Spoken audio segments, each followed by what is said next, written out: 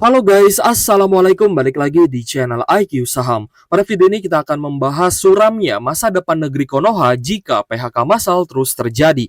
Sebelum lanjut, disclaimer on, this is not financial advice. Karena kita pun akan membahas dampaknya untuk saham perbankan.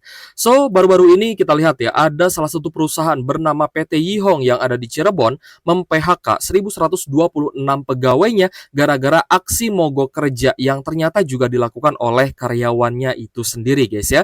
Di sini kita akan bahas terlebih dahulu kronologinya seperti apa agar teman-teman juga bisa melihat ya kualitas sumber daya manusia di negeri ini juga ternyata kurang bagus. Nah, jadi kronologinya ini berawal dari 3 karyawan yang dianggap bermasalah ini dikenakan PHK gitu guys ya.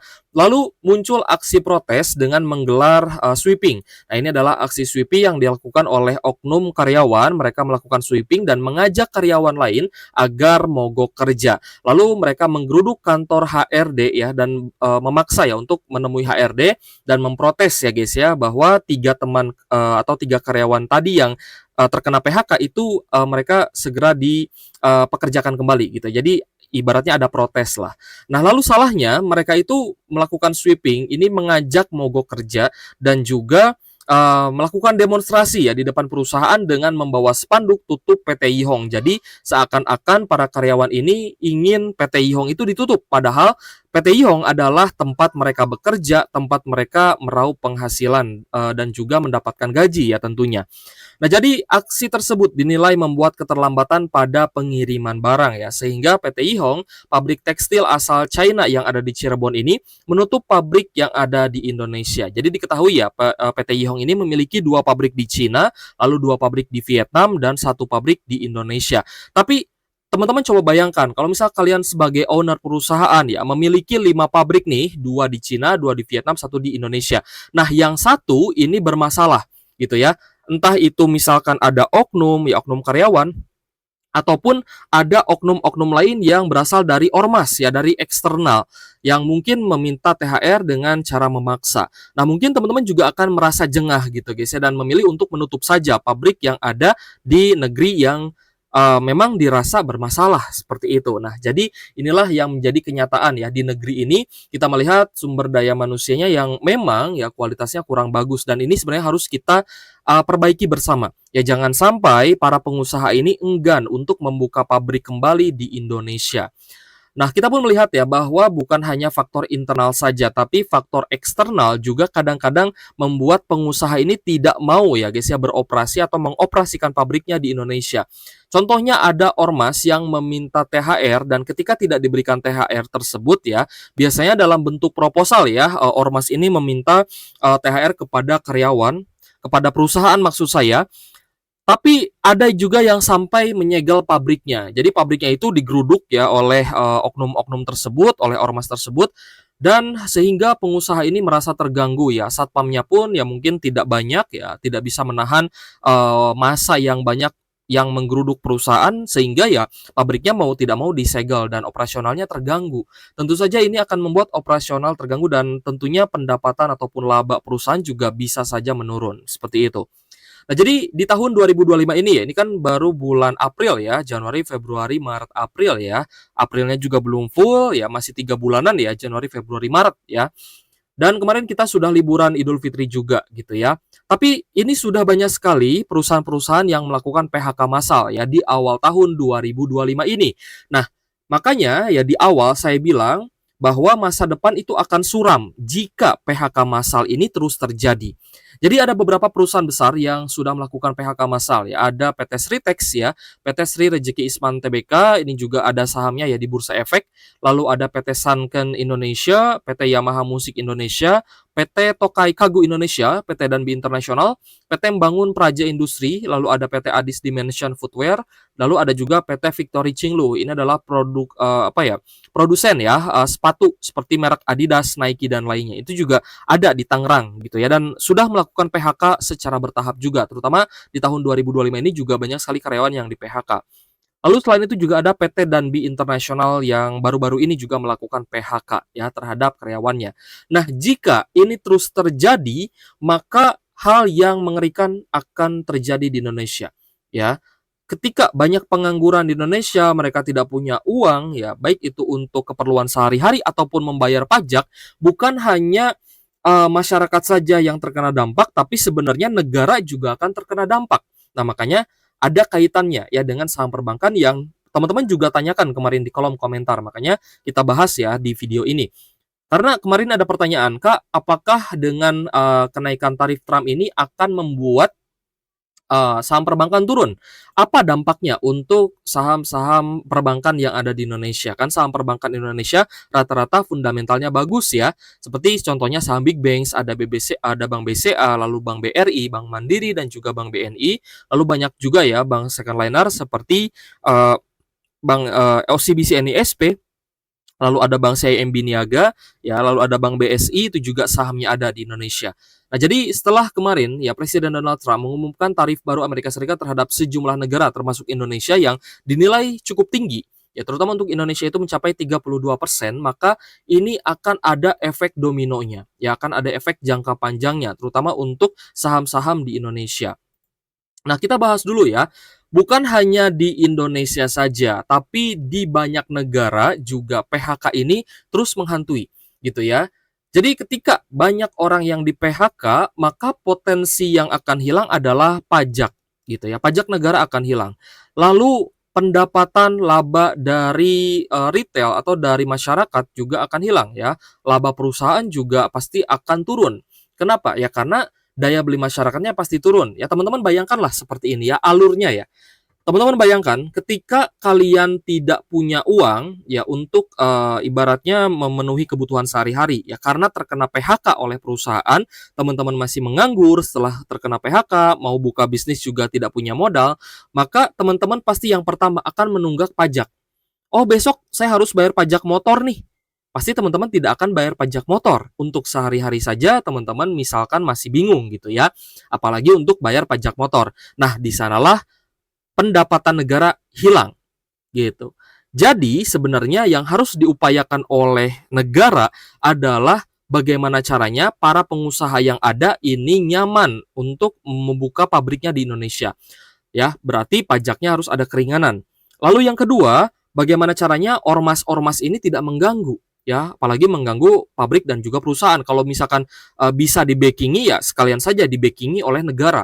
Karena pabrik-pabrik ini adalah mereka yang memberikan pekerjaan yang banyak untuk masyarakat Indonesia. Dan pada akhirnya, ketika masyarakat Indonesia memiliki pekerjaan, mereka akan membayar pajak penghasilan, mereka akan membayar pajak PPN ya ketika membeli produk-produk gitu ya, membeli bahan makanan ataupun lainnya, makan di restoran dan lainnya itu mereka bayar PPN. Lalu yang ketiga, mereka juga akan bayar pajak kendaraan. Semakin banyak orang bekerja, maka kendaraan juga akan semakin banyak dan perusahaan otomotif bisa untung, negara juga bisa untung dari pajak kendaraan bermotor. Seperti itu. Teman-teman harus paham dulu nih sampai situ ya, agar nanti nyambung nih dengan saham perbankan yang akan kita bahas gitu ya. Sebenarnya saham itu kan hubungannya dengan perusahaan. Nah, ini sebenarnya juga erat kaitannya dengan perusahaan. Kenapa perusahaan banyak melakukan PHK? Yang pertama karena laba mereka turun. Jadi dilakukan efisiensi, ya produksinya juga turun, mereka melakukan efisiensi dan salah satunya adalah mem-PHK 18.000 orang ya pada bulan Februari ini. Ini dari akumulatif ya, semua perusahaan ini ada 18.000 orang yang ter-PHK ya di bulan Februari 2025. Seperti itu. Nah, jadi ini sebenarnya bukan bukan menebar ketakutan ya, kita membicarakan fakta dan data ya. Faktanya, setoran pajak Indonesia ini anjlok 30%, sehingga perbankan Indonesia juga ikut terancam, gitu ya. Nanti kita akan bahas ya di akhir video ini. Tapi memang ini menjadi ancaman juga ya untuk negara, gitu ya, karena pastinya setoran pajaknya akan terus turun. Nah, kemarin itu anjlok 30%. Dan World Bank sudah mengungkap ya bahwa kinerja pajak Indonesia ini menjadi yang terburuk di dunia. Ya, alasannya simpel ya tadi ya. Alasannya karena banyak orang yang terkena PHK, pengusaha juga banyak yang bangkrut. Mereka either itu mungkin buka bisnis baru ataupun mereka mungkin pindah pabrik gitu ya ke luar negeri. Itu bisa saja terjadi. Jadi orang-orang yang membayar pajak juga berkurang gitu ya. So, kita melihat ya bahwa ini menjadi domino ya, efek domino jangka panjangnya juga pasti akan terasa ya. Dan kita pun melihat bahwa pengelolaan dana kas negara atau APBN lah ya kita sebut, ini ternyata melebihi pendapatan negara itu sendiri. Ya, teman-teman bayangkan ya, di mana belanja negara ini ditargetkan mencapai 3.600 triliun, sedangkan pendapatannya hanya 3.000 triliun saja. Berarti kan defisit nih, berarti defisit 621 triliun. Nah, itu artinya lebih besar pasak daripada tiang, lebih besar pengeluaran daripada pendapatan. Hasilnya pasti negara akan berhutang lagi gitu ya. Dan ketika hutang semakin banyak, maka ketika jatuh tempo negara harus bayar hutangnya itu. Dan ketika terus mengalami defisit seperti ini, maka mau tidak mau negara akan membayar hutang dengan hutang. Ini yang terjadi. Ya, ketika utang jatuh tempo pada tahun 2025 ini, pemerintah akan mempertimbangkan pinjaman baru. Dia akan menerbitkan obligasi baru, akan menerbitkan surat utang negara baru gitu guys ya, untuk mendapatkan pinjaman lagi. Tapi pinjamannya ini bukan untuk produktif, ya pinjaman ini untuk bayar hutang yang jatuh tempo, seperti itu. Ya teman-teman pasti tahu lah ya bagaimana jika itu terjadi dalam sebuah keluarga.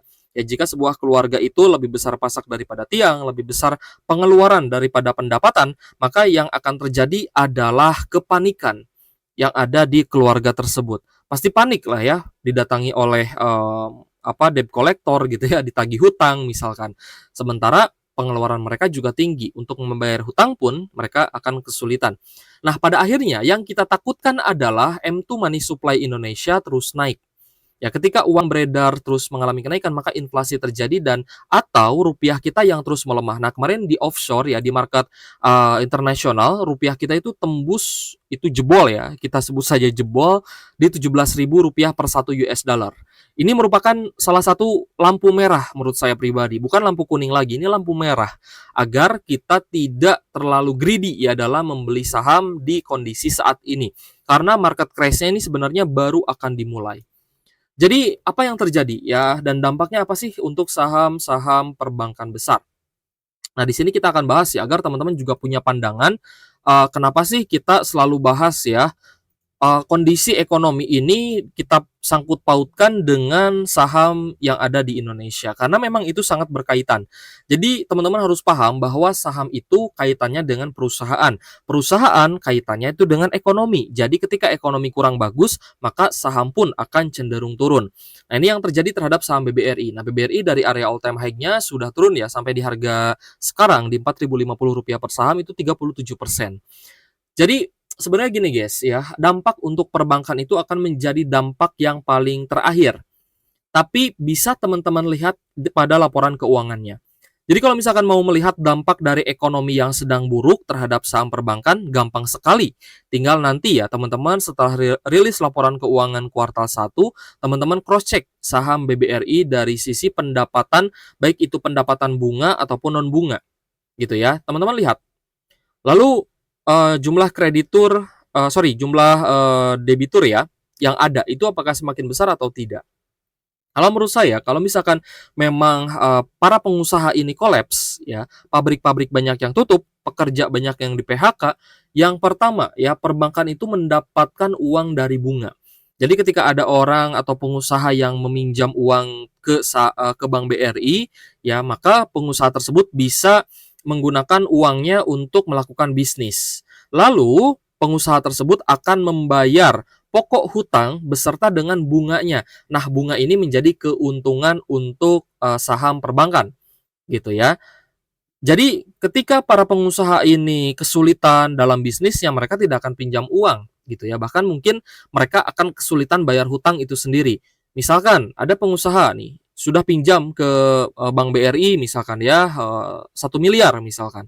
Nah, di tengah jalan ternyata bisnisnya kolaps ya, pabriknya tutup ya karena banyak faktor, salah satunya juga mungkin ya digeruduk oleh ormas gitu ya dan ada oknum-oknum di dalam karyawannya sendiri. Nah, maka operasional terganggu, pabrik tidak bisa jalan lagi dan ya pada akhirnya pengusaha tersebut tidak bisa bayar hutang lagi ke Bank BRI ini. Nah, maka nantinya non-performing loan itu pasti akan naik. Ketika NPL naik, maka itu tanda-tanda warning lampu merah untuk teman-teman ya jangan sampai terlalu dalam minusnya di saham perbankan. Seperti itu, karena kita lihat memang kondisi ekonomi sedang seperti ini. Nah, teman-teman bisa lihat guys ya, bahwa kinerja bank besar di Indonesia ini bisa mengalami penurunan laba secara kuartalan ya. Tapi ada beberapa sebab ya, kenapa penurunan laba itu bisa terjadi. Yang pertama adalah pertumbuhan bisnis organik yang stagnan, misalnya pertumbuhan pinjaman. Nah, jika pertumbuhan pinjaman yang tadi sudah kita bahas itu turun, maka laba saham perbankan juga turun. Artinya dividen saham bank juga turun. Lalu biaya pre-tax bank yang membengkak. Ya, selanjutnya adalah koreksi pendapatan bunga bersih. Tadi sudah kita bahas juga ya, kaitannya dengan pendapatan bunga. Itu dari pinjaman. Jadi ketika pinjamannya turun atau non-performing loan ya, pinjaman yang pengusaha-pengusaha ini kesulitan bayar bunga atau bayar hutang, maka itu pun akan menjadi koreksi pendapatan bunga bersih. Lalu koreksi pendapatan non bunga itu apa? Misalkan untuk biaya bulanan gitu ya. Semakin sedikit nasabah, maka pendapatan non bunganya juga bisa saja turun. Seperti itu. Nah, meskipun kita melihat ya beberapa perbankan di Indonesia ini sebenarnya labanya masih oke ya, masih ada peningkatan, masih ada pertumbuhan, tapi banyak sekali investor asing yang menilai bahwa pertumbuhan saham-saham perbankan seperti BBRI, BBNI, Bank Mandiri dan BBCA itu tidak signifikan naiknya, alias pertumbuhannya itu hanya tipis saja gitu ya. Pertumbuhannya tidak setinggi di tahun-tahun sebelumnya. Nah, maka banyak investor asing yang kemarin juga menjual saham-saham perbankan besar. Jadi efeknya ini akan menjadi efek domino dan perbankan akan menjadi cerminan terakhir yang bisa kita lihat dari krisis yang terjadi terhadap ekonomi di negeri Konoha ini. Oke guys, jadi jika ada pendapat ataupun komentar ya, feel free untuk menyatakan pendapat apapun di kolom komentar, silahkan tulis di kolom komentar. Tapi kita pun sebagai ya masyarakat di negeri ini, kita berharap ke teman-teman yang masih bisa bekerja, yang masih punya pekerjaan meskipun sebagai karyawan atau buruh pabrik, pertahankan pekerjaan kalian. Jangan sampai kalian kehilangan pekerjaan dan ya, kita lihat ekonomi sedang seperti ini, maka kalian yang masih bisa bekerja, meskipun itu buruh pabrik ataupun buruh apapun, itu teman-teman masih beruntung, gitu ya. Berbeda dengan orang-orang yang sudah terkena PHK dari perusahaannya dan malah kesulitan untuk cari pekerjaan, ya karena ya kita tahu lah ya di Indonesia ini kan banyak pengangguran, banyak yang sudah terkena PHK. Lalu lulusan baru ya, baik itu lulusan SMA, S1 ya, sarjana 1 dan sarjana-sarjana lain ya D3, D1 juga banyak sekali. Jadi persaingan semakin ketat. Nah, di sini teman-teman harus banyak-banyak bersyukur ya ketika masih punya pekerjaan yang sampai saat ini memberikan kalian gaji rutin setiap bulan. Oke guys, jika ada salah-salah kata saya mohon maaf dan saya pun mengucapkan ke teman-teman minal aizin wal faizin ya, mohon maaf lahir dan batin. Oke guys, semoga ekonomi Indonesia kedepannya semakin baik dan kita juga bisa mendapatkan pekerjaan lagi, terutama untuk teman-teman yang baru terkena PHK ya. Semoga dimudahkan untuk mendapatkan pekerjaan baru. Oke guys, thank you for watching. See you on the next video. Wassalamualaikum warahmatullahi wabarakatuh.